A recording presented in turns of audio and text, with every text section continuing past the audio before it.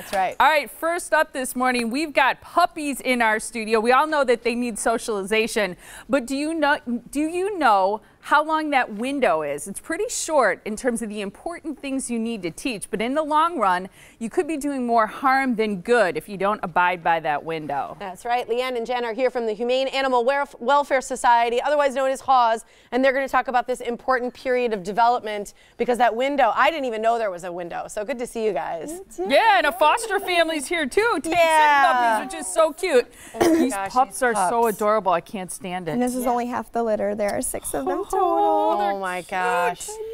So what do we need to know about the length of time that's critical for a puppy to learn socialization skills? Sure. I didn't know that this existed. Yep, that critical period of development, it's often referred to as that critical period of socialization. In some breeds, it can be as short as 12 weeks, and in some breeds, no as way. 18 weeks. Yes. So roughly 12 to 18 14 weeks. to 16 weeks. Is it the first 12 to 18 weeks?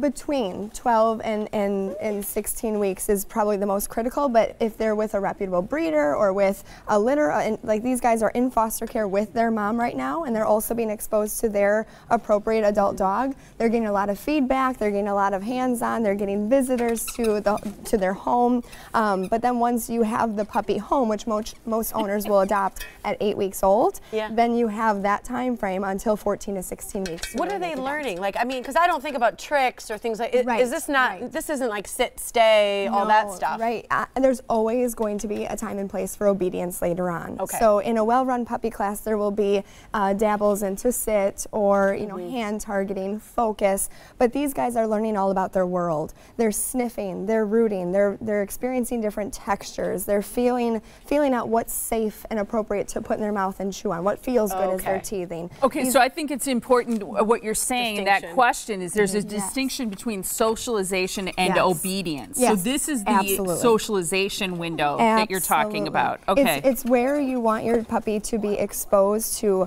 anything and everything they're going to come into a contact with as an adult dog, but more importantly, come into contact with and be able to handle with grace and not fear, not reservation. Novelty shouldn't be too scary. So in our puppy classes, we have a wheelchair that we will gently ride around in, and we make food happen, and we give the puppies treats, and they're allowed to come and sniff and explore, or if they're nervous, explore from a distance while their owners are reassuring them.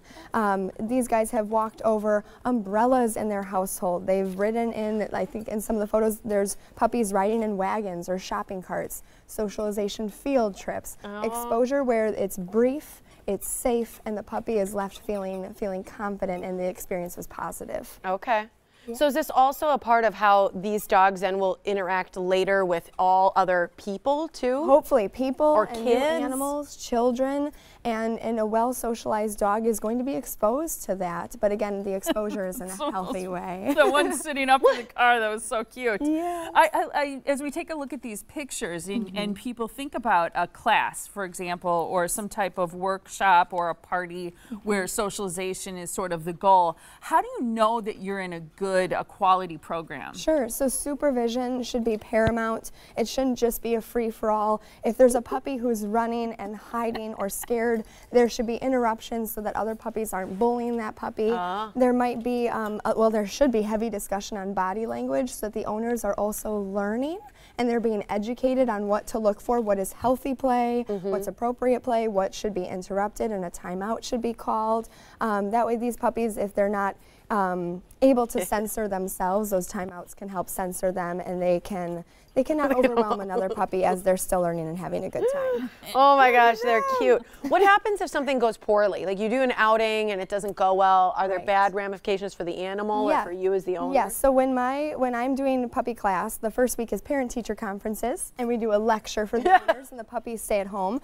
We do talk about how a poorly planned socialization outing, for example, let's say you go to the farmer's market, can actually leave your puppy feeling or becoming sensitized to what you expose them to as opposed to desensitized. So if you have the puppy in your arms, it's something as cute and fluffy as this, and a mob of 20 people over a course of 2 minutes mob the puppy, he can't get away, people are petting and smushing the face, and there's not food or a break, that puppy can go, oh my gosh, people are scary. 20 people in a row scared me.